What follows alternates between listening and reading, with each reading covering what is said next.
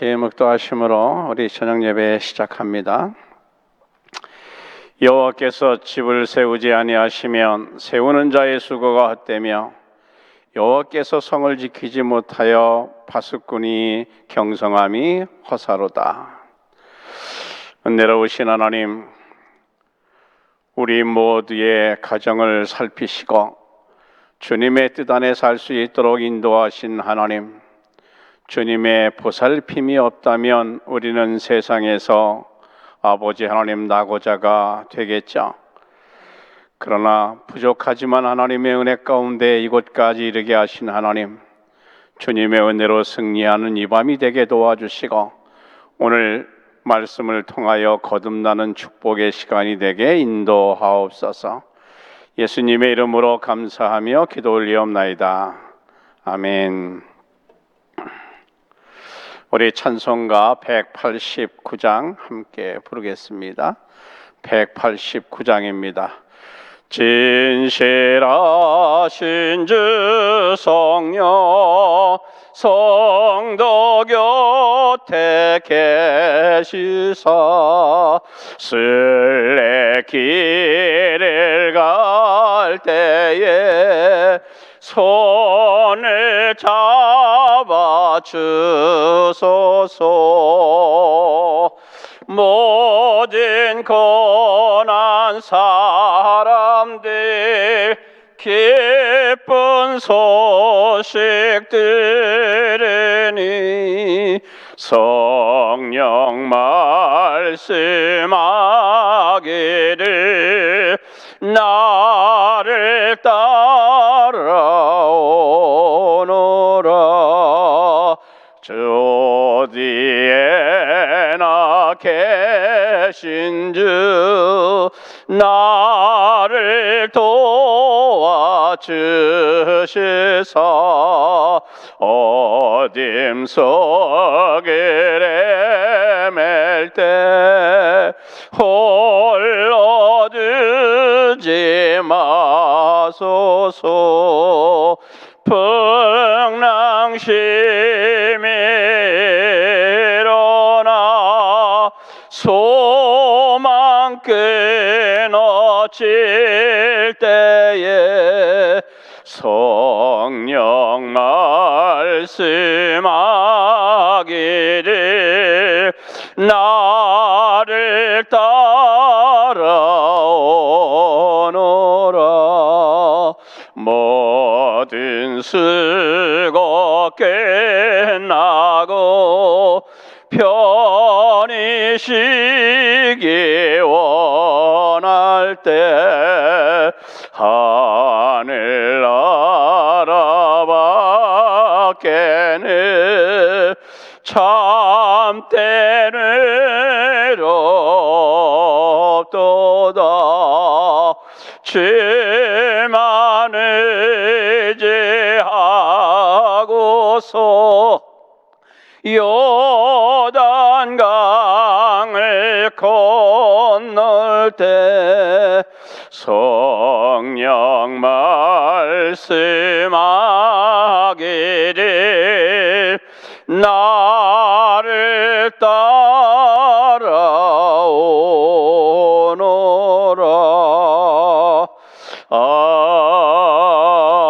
아멘. 오늘 하나님의 말씀은 역대상 26장 1절 상반절만 읽겠습니다. 고라 사람들의 문지기 반열은 이러하니라. 거기까지만 읽겠습니다. 오늘은 26장 27장을 통해서 다윗이 감당한 사역과 조직에 대한 말씀을 나눠보도록 하겠습니다. 본장에서 다뤄지는 내용을 보면 레위인들, 그들의 직무, 유사, 지도자를 말하는 거죠. 창고지기, 재판관을 다루시는데 이 사사 시대를 거쳐 사무엘 시대까지는 레위 지파들의 활동이 아주 연약한 위치에 있었습니다. 그런데 다윗이 왕위에 오르자 레위 지파는 이 다른 지파가 따를 수 없을 만큼 아주 중요한 위치를 확보하게 됩니다.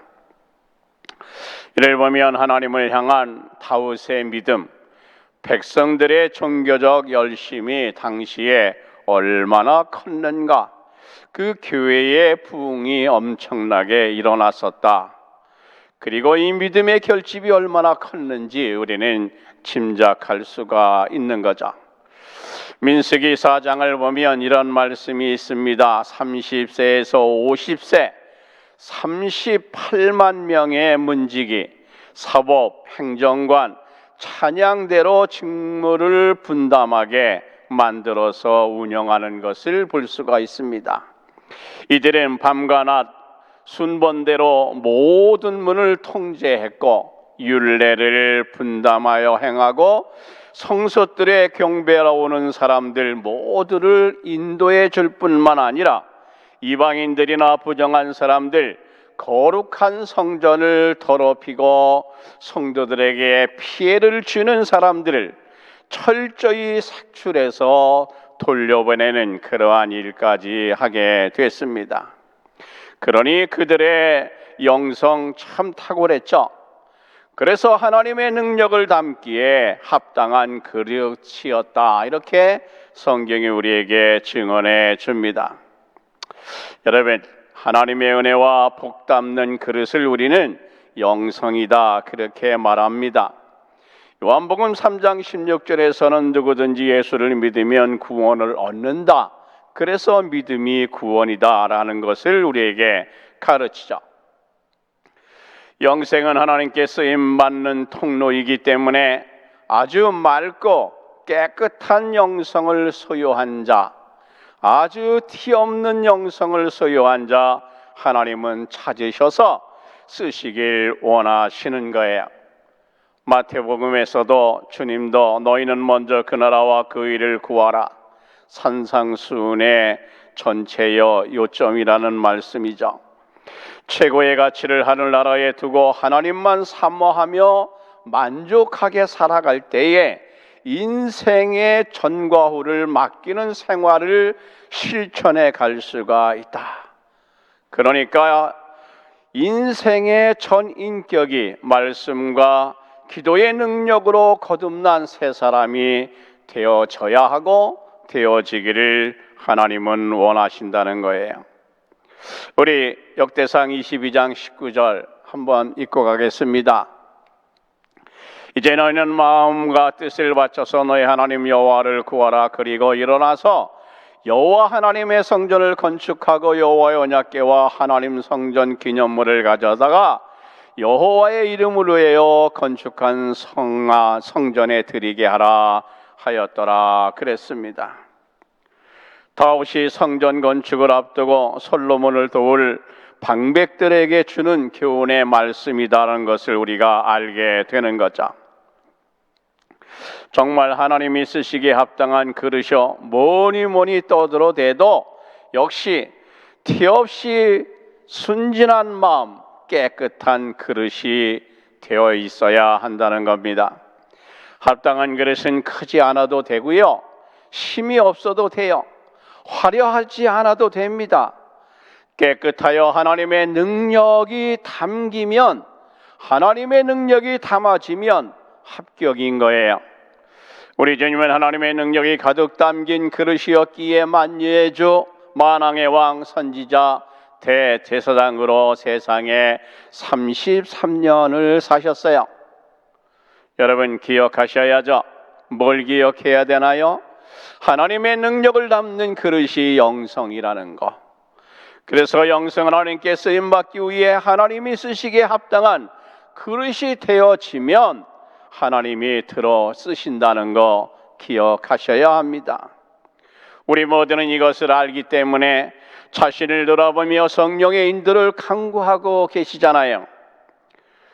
하나님, 저들이여 깨끗한 그릇 됐나요? 그렇게 반문하시잖아요. 그러면 우리는 이렇게 말할 수가 있습니다. 그럼요, 만유의 주 알파 오메가 되시는 하나님, 우리 주 예수 그리스도의 이름으로 십자가의 능력으로 거듭나셨습니다. 보혈의 공로로 새 사람이 되셨어요. 티 없는 깨끗한 영성을 준비하셨어요. 함으로 이제부터는 우리에게 스스로 해야 하는, 우리 스스로 풀어가야 하는 숙제가 하나 주어졌다는 것을 기억하셔야 합니다. 그게 뭔가요? 그렇죠, 겸손입니다. 우린 스스로 교만해지면 큰일 납니다. 사고 치는 거예요. 아니, 졸지에 무너지세요. 바리새인 보셨죠? 손을 걷어붙이고 주님께 대들어 달라붙어 정말 싸움 많이 했습니다. 그들은 그렇게 말했어요. 내가 하나님의 자녀고, 정말 내가 하나님의 자녀로 무슨 죄 진 게 없는데 왜 죄인이냐고 그렇게 따져 물었습니다. 그들은 예수님의 현장마다 찾아와서 반론하고 변론하고 방해하고 내가 율법을 그렇게 잘 지켰는데 무슨 죄가 있냐고 따졌어요. 그리고 그들은 온갖 핍박하는 거예요. 우리는 그 사람들 대체 왜들 그러시나 그렇게 생각할 정도로 그들은 율법을 들고 나왔어요. 그래요. 그들은 왜 이렇게 하는 거예요? 자신들보다 잘 나가는 꼴 못 봐주겠다, 그러한 말이 되는 거죠. 나보다 지혜로움 용납 못 해주겠다, 그런 말이 되는 거예요. 경건으로 거룩으로 무장한 착한 성도들까지 무차별로 공격하는 그들, 혼란에 빠뜨리고 거짓 증인들까지 내세워 그들을, 착한 성도들을 세상 밖으로 밀어냈잖아요. 그런데 밀려난 신앙인들 어떻게 되셨어요? 우리 주변에 돌아보면 이방인과 타협하며 살다 결국엔 세상에 먹혀가지고 7배나 악한 삶을 살아가고 있는 거 여러분 보고 계시잖아요. 우리 대상 26장 4절 5절 두 절 한번 읽고 가겠습니다. 오베데돔의 아들들은 맏아들 스마야와 둘째 여호사밧과 셋째 요압과 넷째 사갈과 다섯째 느부넬과 여섯째 알미엘과 일곱째 이사갈과 여덟째 부올레데오니 이는 하나님이 오베데돔에게 복을 주셨습니다. 그런 말씀이 있어요. 하나님의 능력을 믿고 의지하는 성도들을 통해 하나님은요 놀라운 일을 하세요. 하나님은 강한 자보다 약한 자를 세우세요.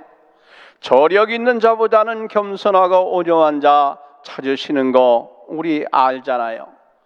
오늘 우리가 읽은 것처럼 오베데돔은 가족 모두가 성전 문직이나 하는 천민에 속한 그러한 가족이었어요. 그런데 다윗 왕이 하나님의 ვალ기를 올길 때 타작마당에서 웃사가 죽었죠. 그때 당하고 있는 다윗에게 다가가서 이렇게 말합니다. 하나님 왕이시여, 하나님의 법궤 제 집에 모셔도 될까요?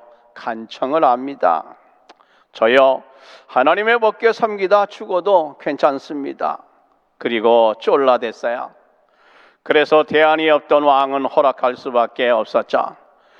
오베데돔은 집으로 옮겨진 법궤, 정말 가족이 마음과 뜻과 힘을 다해 온 가족이 힘 다해서 섬겼는데 세상에 3개월 만에 거부가 됐다는 그러한 소문이 나게 됐습니다.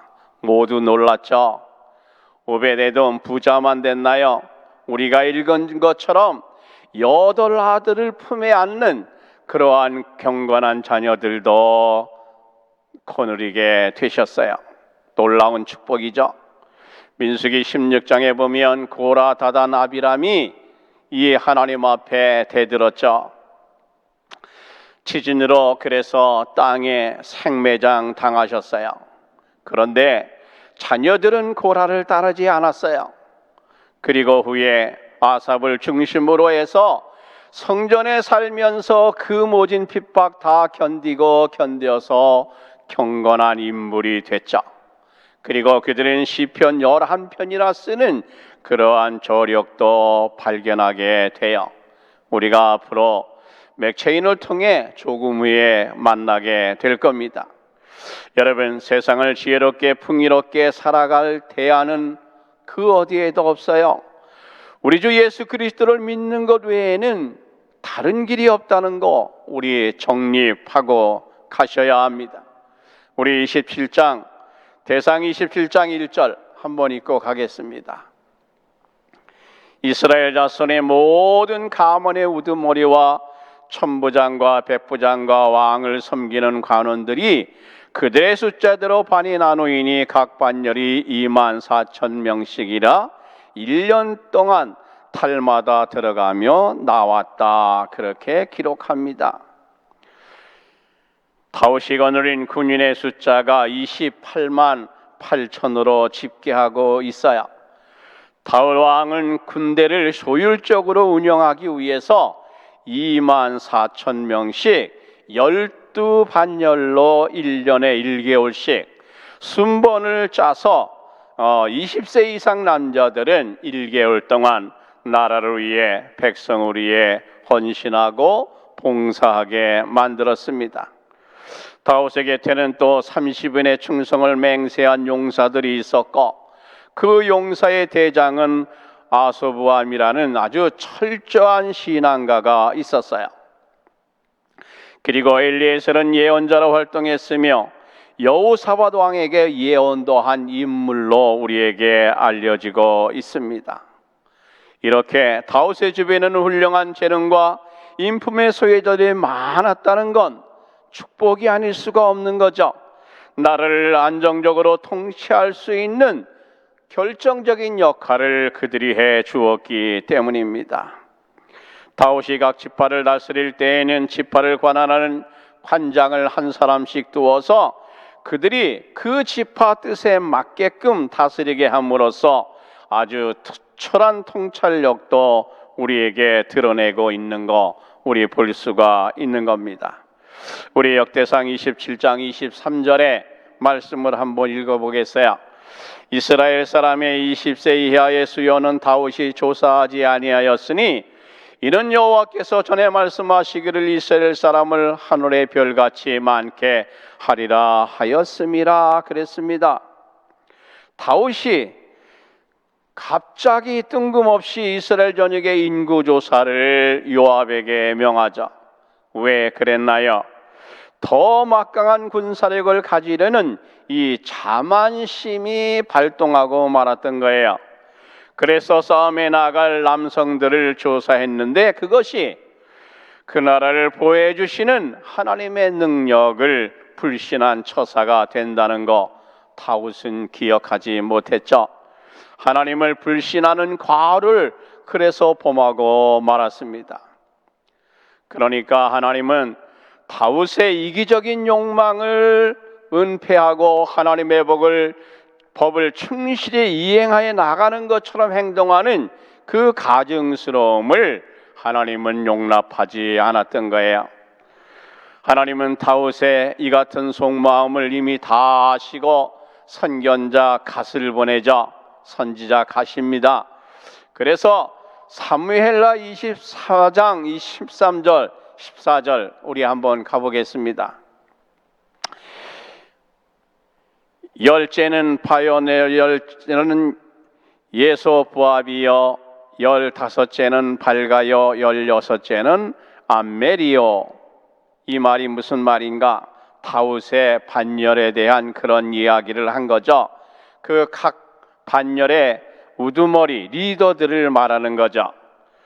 다윗의 잘못으로 인해 단에서부터 세발부에까지 그 모든 족속들의 그 많은 사람들이 7만이 온역으로 죽고 죽음의 천사들이 예루살렘을 향하려 하자 이 여호와 하나님께서 그를 말리십니다.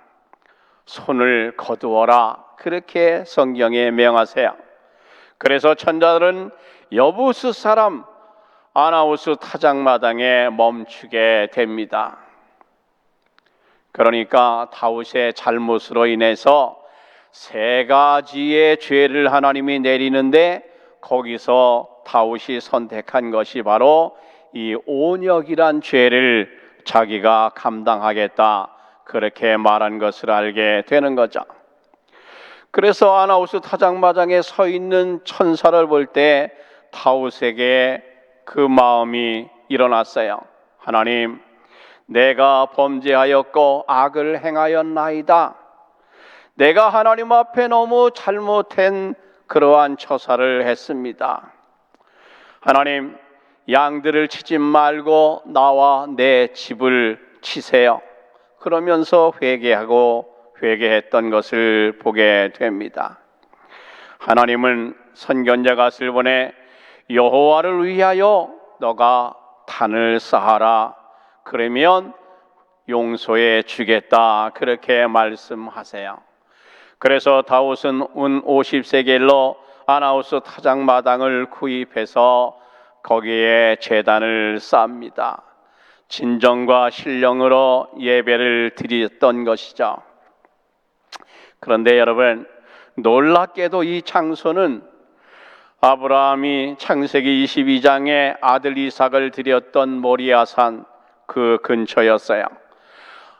아라우나 타작마당 바로 거기였고, 대하 3장 1절에 보면 예루살렘 북쪽 암석이 많은 산, 이렇게 소개합니다. 이곳은 거룩한 장소, 바로 아라우나 타작마당, 솔로몬이 이곳에 하나님의 성전을 건축했던 것입니다. 그러므로 이곳은 성결한 장소요, 하나님의 임재가 천사들 왕래가 있던 곳임을 우리가 성경을 통해 알게 되는 거죠. 여러분, 다윗의 성막에 함께 하신 하나님, 솔로몬 성전에 함께 하신 하나님이 오늘 이 저녁 우리 헬로시 교회에 함께 하시기를 주님의 이름으로 기도드립니다. 우리 세 가지만 기도하고 마칩니다. 우리는 신령과 진정으로 예배하는 우리가 되게 하옵소서. 두 번째, 말씀과 기도 속에 성령으로 새롭게 하옵소서. 세 번째는 질병으로 고생하는 모든 분들 치료해 주시옵소서. 이렇게 기도하고 마치도록 합니다. 은혜로우신 아버지 하나님, 감사합니다. 험한 세월 속에서 우리를 인도하여 주시는 하나님, 그러나 우리는 진정과 진정으로 예배하는 우리가 되지 못할 때가 많이 있습니다. 아버지 하나님이여, 형식과 외식으로 예배할 때가 많다는 말씀을 하나님 앞에 고백합니다. 왜 그런가? 세상의 지도로 살다 보니 지치고 힘들어 하나님을 그만큼 아버지 섬기지 못한다는 그러한 우리의 고백이 됩니다. 아버지 하나님이여, 더더욱 말씀과 기도 속에 우리의 영성이 풍성해지고 하나님의 말씀을 담기에 아무 부족함이 없는 우리 모두가 될 수 있도록 하나님이여 성령의 능력으로 우리를 인도해 주옵소서. 아버지 하나님이여, 세상을 살다 보니 원치 않은 질병을 통해 하나님 고생하는 형제와 자매들이 너무나 많습니다. 아버지 하나님이여, 세상의 의학이 아무리 발전을 해도 아버지 하나님 질병을 따라붙지 못하는 거 우리 봅니다. 그러니 하나님이 도와주셔야 합니다. 그래서 성령의 능력으로 질병을 다 태워 아버지 하나님 건강을 회복하게 하시고 늘 주님의 능력의 손을 우리의 몸에 얹으사 아버지 하나님 품 안에 늘 뜨거운 성령의 인도로 살아가는 그러한 축복에 우리 모두가 되게 인도해 주옵소서. 아버지 하나님이 어지럽고 험한 세상에서 우리 하나님 한순간이라도 잃어버리는 우리가 되지 않게 하시며 늘 힘들고 어려워도 주님을 먼저 기억하며 하나님의 교회에 나와 무릎 꿇는 우리 모두 되게 인도하옵소서. 우리의 생활의 삶의 전부 되시는 예수님의 이름으로 감사하며 기도 올리옵나이다. 아멘. 감사합니다.